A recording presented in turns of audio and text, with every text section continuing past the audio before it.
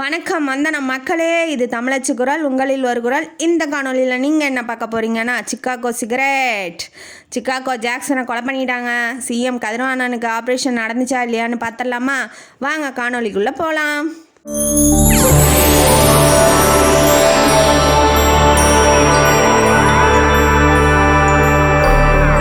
நந்தினி, சாந்தினி, ஆமினி 3 பேர்த்தையும் கொலை பண்ண வந்தவன் தற்கொலை பண்ணிட்டு ஹாஸ்பிட்டலில் செத்து போயிட்டான் இல்லையா? அவன் அவனோட நியூஸ் நியூஸ் பேப்பரில் பெருசாக பிரபலமாக போய்கிட்டு இருக்கு. அந்த பாபு வீட்டில் நியூஸ் பேப்பர் விழுகிறத எடுத்து கொண்டாந்து பாபுக்கிட்ட காட்டுறாங்க. காலையில் 7 மணிக்கு ஒருத்தன் எடுத்துகிட்டு காமிக்கிறான். தட்டி எந்திரிப்பா அப்படின்னா அவர் மட்டையாகி கிடக்குறாப்புல. அவரை எழுப்பி விட்டான்னா, இப்போ யார் எழுப்பி விட்றதுன்னா சிங்காரம். இப்போ சிங்காரம் தற்கொலை பண்ணிட்டு செத்து போயிட்டான்னு போன காணொலியில் சொன்ன பார்த்தீங்களா? அது ட்விஸ்ட்டே. அவன் இல்லை, 2 பேரும் பேசி வச்சதா இவன் போகிறேன்னு தான் சொன்னது. ஆனால் இவங்க கூலிப்படையை வச்சு ஏவி விட்ருக்கானுங்க, நம்ம மாட்டிக்கூடாதுன்னு. அவன் மாட்டிக்கிட்டு அந்த ஏவி விட்டவன் பேர் அவன் போனான் இல்லையா, கொலை பண்ண போனவன், அவன் பேர் காசி போய் தொழில் தர்மத்தை காப்பாற்றி அவன் சுட்டுக்கிட்டு செத்து போயிட்டான். அந்த நியூஸ் இப்போ நியூஸ் பேப்பரில் வந்துடுச்சு இல்லையா? இப்போ பாபு என்ன கேட்குறான் சிங்காரத்துக்கிட்ட, என்னடா இப்படி ஆயிடுச்சு, அவன் ஏதாவது போலீஸுக்கிட்ட சொல்லிட்டானாடான்னு கேட்கும்போது, இல்லைடா அவன் தான் சுட்டுக்கிட்டு செத்து போயிட்டான்ல, அவன் ரொம்ப நாணயஸ்தன்டா, நம்பிக்கையானவன். ஆமாம், பண்ணுறது கொலை, அதில் நியாயம் தர்மம் வேறு. சரின்ட்டு இந்த பேச்செல்லாம் பேசிகிட்டு இருக்கும்போது, அவன் 3 பேர்த்தையும் விடக்கூடாதுரா, 3 பேர்த்தையும் கொலை பண்ணு, என்னடா பண்ணுறது, இல்லைன்னா நம்ம மாட்டிக்குவோம் அப்படின்ன வாட்டி இவன் என்ன சொல்கிறான் சிங்காரம், 3 பேர்த்தையும் ஒட்டுக்கா போடக்கூடாதுரா, ஒவ்வொருத்தரும் தனித்தனியாக போடலாம் அப்படின்னு சொல்கிறான். சொன்னோன்னே அது எப்படிடா முடியும், போலீஸ் இன்னும் வேறு டைட்டாக அவங்களுக்கு ப்ரொடக்ஷன் கொடுப்பாங்களே, நம்ம கிட்டேயே போக முடியாது, அதான் ஒரு அட்டம்ப்ட் ஃபெயிலியர் ஆயிடுச்சு இல்லையா, அதனால் என்னடா பண்ணுறதுன்னு கேட்கும்போது, ஒன்றை தானடா அவங்க பார்த்துருக்காங்க, உன் குரலை தானே கேட்டிருக்காங்க, நான் போகலாம் இல்லையா, முதல்ல அந்த கண்ணு தெரியாத பொண்ணு யாமினியை தூக்கணுண்டா அப்படின்னு சொல்லிட்டு பூத்து நடத்திக்கிட்டு இருக்கா இல்லையா, ஸ்டூடியோ பூத்து, அதில் போய் பாம் வச்சுட்டு வந்துடலான்டா, வெடிச்சு அங்கேயே சாப்பிட்டோம் அப்படிங்க. என்ன ஒரு நல்ல பாருங்களேன். போலீஸ் அந்த தெருவுக்கிட்டலாம் ரொம்ப டைட்டாக இருக்குண்டா, எப்படா போவ அப்படின்ன வாட்டி, அதெல்லாம் நான் போய்க்கிறேன்டா, நீ கவலைப்படாதடான்னு இவனுங்க 2 பேரும் பேசிகிட்டு இருக்கும்போதே டியூப்லைட் அந்த ஹாலில் மாட்டியிருக்க டியூப்லைட்டு விட்டு எரியுது. அப்படின்னா என்ன அர்த்தம்னா, பழங்காலத்து படம் எம்ஜிஆர் சிவாஜி படத்தெல்லாம் வரும் பாருங்க, ஒரு ஃபோன் கால் விட்டு எரியுமே, அந்த மாதிரி அந்த செட்டில் ஒரு ஃபோன் வச்சுருக்கானுங்க. அந்த பழங்காலத்தில் இருக்கும் இல்லையா, அப்படி சுற்றி போடுவோமே ஃபோனு, ஐயோ அது பேர் வேறு மறந்துடுச்சு. அந்த மாதிரி ஃபோனை வச்சுருக்காங்க. எங்கே வச்சுருக்கான்னா பாத்ரூமில் போய் வச்சுருக்கான். பாத்ரூமில் அந்த தண்ணி நிறையும் இல்லையா, அவத்தில் போய் வச்சுருக்கிறான். ஜிங்கில் வச்சுருக்கான். வச்சோடனே திறந்து இப்போ ஃபோனை அடிக்குது, பேசுகிறான். யார்? பாபு ஃபோனை எடுக்கிறான். ரிசீவரை எடுத்து, ஹலோ யார் அப்படின்னு கேட்கும்போது, நான் சிக்காகோலேருந்து பேசுகிறேன் அப்படிங்கிறான். இவனும் உடனே இங்கிலீஷில் பேசுகிறான். அவங்கேருந்து இங்கிலீஷில் பேசுகிறாங்க. என்ன பேசுகிறாங்க ஏது பேசுகிறாங்கன்னு ஆசிரியர் தெரிவிக்கவில்லை.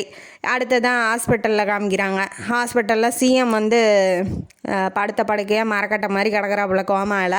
இப்போ நவநீத்தை கூட்டிகிட்டு ஆப்ரேஷன் பண்ண போகிறாங்களா, ஃபுல் ப்ரொடக்ஷனில் ஆதி என்ன சொல்கிறாப்புல, ஃபுல் ப்ரொடக்ஷன் நாங்கள் தரோம், கவலையே படாதீங்க, உங்கள் ஃபேமிலி கூட ப்ரொடக்ஷனாக இருக்குது, நீங்கள் பயப்படாமல் போய் ஆப்ரேஷன் பண்ணுங்கன்னொடனே கால் வருது. யாருமா பேசுறதுன்னா, அது எப்போதும் போல் அது த்ரெட்டனிங் கால் தான். என்ன நவநீது ரொம்ப ஆசைப்படுறியாட்டங்குது அப்படின்னு கேட்குறான்.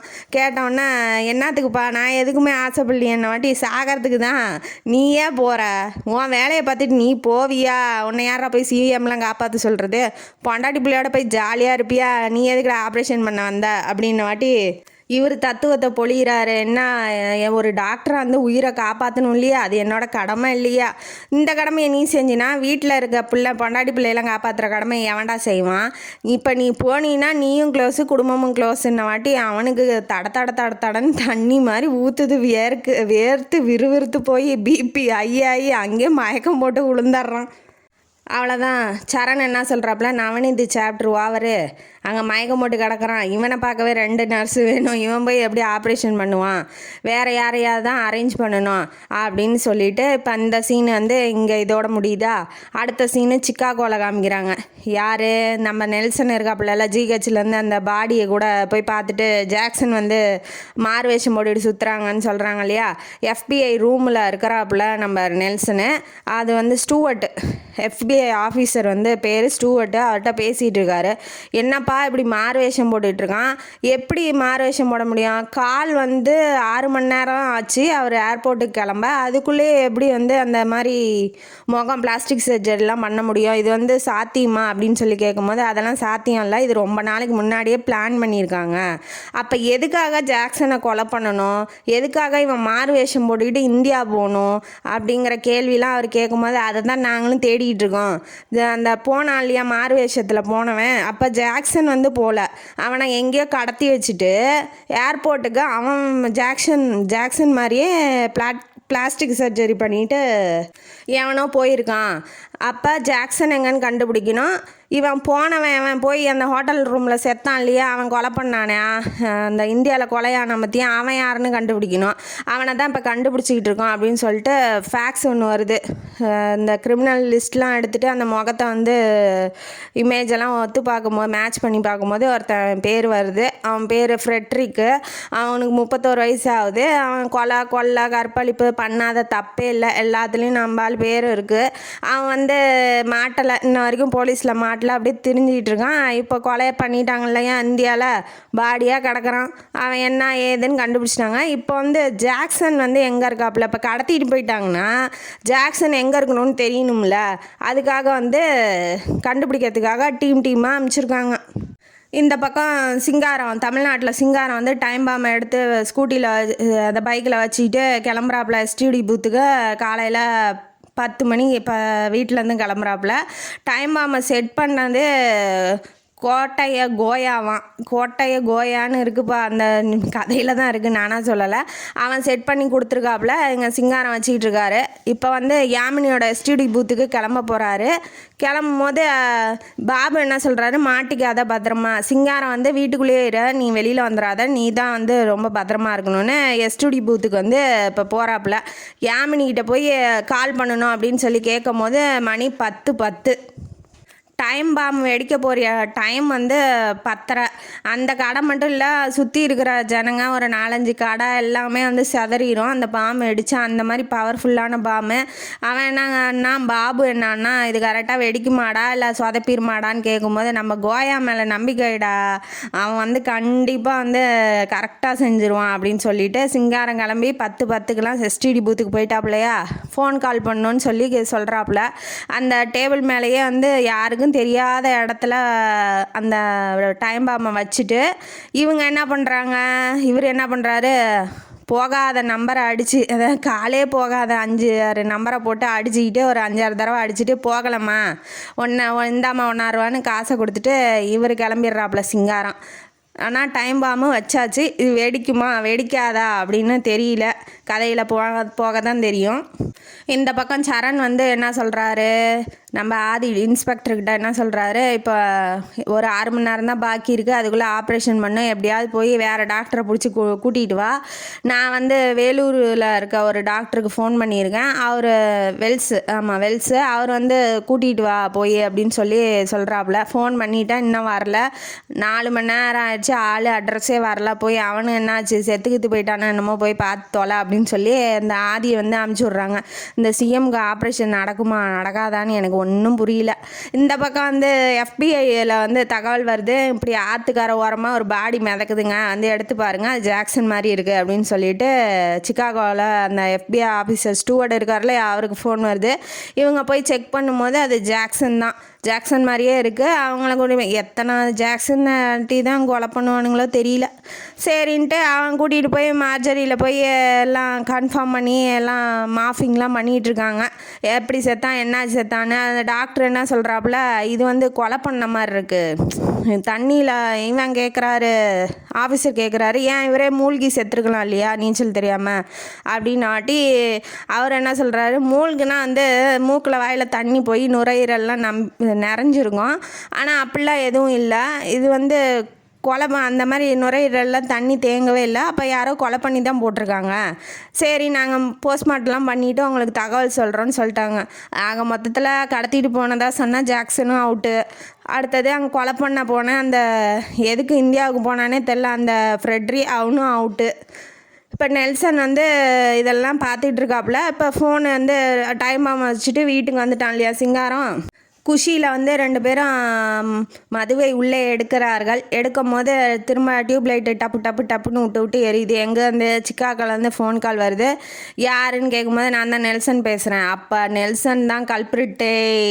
போனான் இல்லையா சிக்காகோவுக்கு, எல்லாம் செக் பண்ணிக்கிட்டு அவன் தான் கல்பிரிட்டு. இதுதான் ட்விஸ்ட்டே. அவன் தான் ஃபோன் பண்ணி இவங்களுக்கெல்லாம் சொல்லியிருக்கான் போய் கொலை பண்ணுன்னு. அவன் என்ன சொல்கிறான், ஃபோன் அடித்து நான் சொல்கிறதுக்கு முன்னாடியே வேறு ஏதோ நடக்குது, நீங்கள் 2 பேரும் வெளியூருக்கு போயிருங்க, ஸ்டேட்டுக்கு போயிருங்க, அதுக்கப்புறம் இந்த நியூஸ்லாம் அடங்கினதுக்கப்புறம் வாங்க அப்படின்னு சொல்லி ஃபோனில் இன்ஃபர்மேஷன் கொடுத்துட்டான். இப்போ வந்து ஹாஸ்பிட்டலில் வந்து காமிக்கிறாங்க சிஎம்க்கு ஆப்ரேஷன் நடந்துச்சா இல்லையா அப்படின்னு. சிஎம்க்கு வந்து ஆப்ரேஷன் நடக்கிறதுக்கு இன்னும் வரல. யார்? ஆதி இன்னும் வரல. அதுக்காக எல்லாம் வெயிட் பண்ணிகிட்ருக்காங்க. ஒரு 10 நிமிஷத்தில் வந்துட்டு கூட்டிகிட்டு வந்தோடனே போங்க சீக்கிரம் கூட்டிகிட்டு போங்க, வெல்ஸை கூட்டிகிட்டு போங்க, ஆப்ரேஷன் பண்ணுங்கன்னாட்டி அதெல்லாம் ஒன்றும் தேவை கிடையாது, சும்மா நில்லு, அங்கே ஆப்ரேஷன் நடந்துகிட்ருக்கு அப்படின்ன வாட்டி அதுக்கு எதுக்கு என்ன போக சொல்கிற அப்படின்னு சொல்லி ஆதி வந்து கேட்குறாப்புல. அதுக்கு என்ன சொல்கிறான் அவன், சரண் என்ன சொல்கிறான், உள்ள யார் ஆப்ரேஷன் பண்ணுறது சக்ஸஸ் ஆயிருமா அப்படின்னா இவர் கை வச்சாவே ஃபுல்லாக சக்ஸஸ் தான் அப்படின்னு சொன்ன தான் நமக்கு தெரியுது உள்ள ஆப்ரேஷன் பண்ணிட்டு இருக்காது டாக்டர் ஜாக்சன் சாவலப்பா, உயிரோட தான் இருக்காரு. இதுதான் பெரிய ட்விஸ்டே. என்னப்பா சொல்கிறீங்க, செத்துட்டாங்கன்னு நியூஸ் வந்துச்சு, சாவடிச்சிட்டாங்க, வேற ஒரு ஆள் வந்தாங்கன்னு நியூஸ் வந்துச்சு, அங்கே FBI தான் ஆற்றுல மிதந்தார் அப்படின்னு சொல்லி நியூஸ் வந்துச்சு. என்னப்பா தான் உயிரோட இருக்கானா செத்தானா, என்ன சொல்கிறீங்க, எனக்கு ஒன்றும் புரியலன்னா ஆதி கேள்வி கேட்குறாப்புல. இதெல்லாம் ஒரு பிளானு, மெயினான கல்பிரிட்டை பிடிக்கிறதுக்கு, அந்த நெல்சனை பிடிக்கிறதுக்கான பிளான் தான் இது. ஏதாவது சிக்காகோவில் 2 கட்சி இருந்திருக்கு, ஒன்று அரசியல் கட்சி, ஒன்று கிரிமினல் கட்சி. அந்த அரசியல் கட்சியோட தலைவன் தான் வந்து நம்ம நெல்சனு. கிரிமினல் கட்சி தலைவன் தான் அந்த ஃப்ரெட்ரி, இந்த மார்வேஷம் போட்டுக்கிட்டு வந்தான் இல்லையா. அவன் என்ன பண்ணியிருக்கான், ரொம்ப நாளாக ஜாக்சன் தான் ரொம்ப பிரசித்தி பெற்ற டாக்டர், அவர் வெளிநாட்டுக்கெலாம் போய் ஆப்ரேஷன் பண்ணுங்கிறதுக்காக அவங்களுக்கு க்ரீன் பாஸ்போர்ட் கொடுத்துருக்காங்க. எந்த விதமான செக்கிங்கும் இல்லாமல் அவர் எங்கே வேணாலும் போகலாம். அவரோட பேகு எதுவுமே செக் பண்ண மாட்டாங்க, அவர் போனால் எங்கே வேணாலும் போய்க்கலாம். அவரை வச்சு தான் நம்ம பிளான் பண்ணோம் அப்படின்னு சொல்லி ரொம்ப நாளாக இருந்திருக்காங்க. அதே மாதிரி இவர் வந்து தமிழ்நாட்டை கால் வந்துருச்சு இல்லையா, அவர் கிளம்புறாருங்கிற நியூஸ் தெரிஞ்சோடனே இந்த ஃப்ரெட்ரி என்ன பண்ணியிருக்கான், அவரை கொண்டு போய் கடத்திட்டு அவன்கிட்ட இருக்க வைரம், நெல்சன் கொடுத்த வைரத்தெல்லாம் எடுத்துக்கிட்டு இந்தியாவுக்கு கடத்திட்டு போயிருக்கான். இதுதான் வந்து பிளானு. இது தெரியாமல் ஜாக்சனை தான் கொலை பண்ணுறோம் அப்படின்னு சொல்லி ஃப்ரெட்ரியை கொலை பண்ணிட்டாங்க இந்தியாவில். இப்போ இவர் கடத்திட்டு வச்சுட்டு போனான் இல்லையா, அவன் என்ன பண்ணியிருக்கான், ஜாக்சன் உண்மையான ஜாக்சன் தப்பிச்சு எங்கேயோ போலீஸ்கிட்ட போய் சரணடைஞ்சிட்டான், இப்படி என்ன கடத்திட்டு போயிட்டாங்க அப்படின்னு சொல்லிட்டு. அவங்க இப்போ கிடச்சிட்டான் அப்படின்னா மெயின் கல்பிரிட் வந்து தப்பிச்சுக்குவான். அதனால் வந்து அவர் மாதிரியே செட் பண்ணி பாடியை வந்து மிதக்க விட்டானுங்க எங்கள் ஆற்றுல. உண்மையிலுமே செத்துட்டான் அப்படின்னு சொல்லி ஆற்றுல மிதக்க விட்டானுங்க. அதை நம்பி இந்த நெல்சனும் என்ன பண்ணியிருக்கான், அடிக்கடி ஃபோன் அடிக்கிறான் இல்லையா, அவனை ஃபோன் அடித்து இந்த நியூஸ்லாம் சொல்லவும் அந்த கேபிள் ஆப்ரேட்டர், அப்போ வந்து அவர் பேர் ஜெயச்சந்திரன், அவன் என்ன பண்ணியிருக்கான், அந்த பாபு சிங்காரம் இருக்கிறாங்க இல்லையா வீட்டில், ஆண்டனா மாட்டியிருக்கான். ஆண்டனா அப்போ அந்த காலத்துலலாம் ஆண்டனா தானே மாட்டுவாங்க, அந்த வேலையை அவன் ஜெயச்சந்திரன் பண்ணிகிட்ருக்கான். அவன் ஆண்டனா மாட்டிகிட்டு வரவும் அந்த மாதிரி சிக்னல் ஐஎஃப் அந்த சிக்னல் வந்து 6 பாயிண்ட் ரேஞ்சு வந்து அதுக்கு 6 பாயிண்ட்டு இம்பேக்ட் ஃப்ரீக்வன்சி, அது 6 ரேஞ்சில் இருந்தால் வந்து கேட்கும். அந்த மாதிரி வந்து இவன் டிவியில் வந்து திருப்பும் போது சிக்னல் வந்திருக்கு, அவங்க பேசுகிறது எல்லாம் வந்து அது இழுத்து கொண்டாந்து அந்த டிவியில் சொன்னதுனால அந்த ஜெயச்சந்திரன் வந்து கண்டுபிடிச்சிட்டான். என்னடா அது பேர் சொல்லியிருக்காங்க, என்னென்ன ஜாக்சனு, சிங்காரம், பாபுன்னு சொன்னதுனால அவன் அப்புறமா அதை பற்றி விட்டுட்டான். அதுக்கப்புறம் நியூஸ் ஜாக்சன் செத்துட்டாங்கன்னு நியூஸ் பேப்பர்லலாம் போடவும் இந்த பேர் எங்கே கேட்டிருக்கோமேனு ஜெயச்சந்திரன் வந்து என்ன பண்ணியிருக்கான், போலீஸில் வந்து சொல்லிட்டான். என்கொயரி கம்ப்ளைண்ட் மாதிரி கொடுத்தோன்னே அந்த வீட்டில் போய் அந்த டிவியை சர்ச் பண்ணி அவங்க என்னென்ன பேசுகிறாங்க, யார் கல்பிரிட்டு, என்ன பிளான் போடுறாங்க அப்படின்னு தெரிஞ்சுக்கிட்டாங்க. இப்போ பாம் வச்ச மேட்ரும் வந்து போலீஸுக்கு தெரிஞ்சதுனால யாமினியவும் காப்பாற்றிட்டாங்க. இந்த ஃப்ரீக்வன்சி சிக்னலை வச்சு காப்பாற்றிட்டாங்க. அங்கேயும் யாமினிக்கு ஒன்றும் இல்லை. இப்போ அதனால் வந்து மெயின் கல்பிரிட்டு நெல்சன் தான் அப்படின்னு சொல்லி இப்போ போலீஸ் வந்து தேவையான ஆதாரமும் கிடச்சிருச்சு, அவன் தான் சொல்லி எல்லா உண்மையும் வந்துருச்சு. சிங்காரத்தையும் பாபுவையும் ஜெயில் போட்டு அங்கே வந்து என்கொயரி பண்ணிக்கிட்டு இருக்காங்க. எல்லா உண்மையும் சரண் டாக்டர் சரண் வந்து ஆதிக்கிட்ட சொல்லிட்டாப்புல. நாயக்கும் பக்கத்தில் உட்காந்துருக்காரு, போலீஸ் கமிஷனர் நாயக்கும் உட்காந்துட்ருக்காரு. இப்போ ஆக மொத்தத்தில் ஜாக்சன் சாவலை, நெல்சனு இந்த பாபு சிங்காரம் 3 பேர்த்தையும் ஜெயிலில் அரெஸ்ட் பண்ணிட்டாங்க. FBI கூட்டிகிட்டு போகிறதுக்காக ஸ்டூவர்ட் வந்திருக்காப்புல. ஜாக்சனை அனுப்பிச்சி விட்ருக்காங்க தமிழ்நாட்டுக்கு அந்த ஆப்ரேஷனுக்காக. ஆப்ரேஷன் சக்ஸஸ்ஃபுல்லாக சிஎம்முக்கு முடிஞ்சிருச்சு. அவரும் உயிரோடு வந்துடுவார்னு ஒரு நியூஸை சொல்லிவிட்டு இந்த கதையை முடிக்கிறாங்க. இந்த கதையில் என்ன சொல்கிறாருன்னா, நம்ம ஒரு கொலையை பார்க்குறோம் அப்படின்னா நம்ம நல்லா தான் இருக்கோம், ஆனால் நம்ம போய் கம்ப்ளைண்ட் கொடுக்க மாட்டோம் போலீஸில். ஏன்னா நம்ம பயந்துக்குவோம், நமக்கு ஏதாவது ஆபத்து வந்துடும், இந்த மாதிரி ஏதாவது கொலை பண்ணிடுவானோ இல்லை வேறு யாராவது த்ரெட்டனிங் கால் வரும் அப்படின்னு சொல்லி பயமாக இருப்போம். ஆனால் அந்த ஊனமுற்ற பெண்கள் தான், மாற்றுத்திறனாளிகள் கூட தைரியமாக நாங்கள் பண்ணுறோம், நாங்கள் எல்லாத்தையும் பார்த்து நாங்கள் உங்களுக்கு ஹெல்ப் பண்ணுறோம், உயிரே போனாலும் பரவாயில்ல அப்படின்னு சொல்லி வந்தாங்க இல்லையா. அது பாராட்டுறாரு நம்ம ஆசிரியர், நம்மளும் பாராட்டுவோம். இந்த காணொளி உங்களுக்கு பிடிச்சிருந்தா லைக் பண்ணுங்கள், ஷேர் பண்ணுங்கள், சப்ஸ்கிரைப் பண்ணுங்கள். யாராவது கொலையை நேரில் பார்த்தா உடனே போய் போலீஸ்கிட்ட தகவல் பண்ணுங்கள். நன்றி மக்களே.